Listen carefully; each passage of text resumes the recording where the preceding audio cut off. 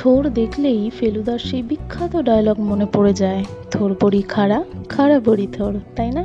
তো চলো আমরা আজকে থোর বানাবো, কিন্তু বড়ি দিয়ে নয়, চিংড়ি মাছ দিয়ে। চলো দেখি রেসিপিটা। চিংড়িটা আমি ভেজে নেব অল্প করে, বেশি ভাজলে রাবার হয়ে যাবে, খেতে ভালো লাগবে না। তো সেই তেলের মধ্যেই দিয়ে দেব পেঁয়াজ লঙ্কা, আর ফোড়নে দেব একটু পাঁচ ফোড়ন। আর একটা আলু আমি ডুমো ডুমো করে কেটে দিয়েছি। নুন হলুদ দিয়ে তারপর থোরটা দিয়ে একটু ভেজে নেব। আর পুরো রান্নাটা কিন্তু আমি ঢেকে ঢেকে করব, তাহলে টেস্টটা খুব ভালো হবে।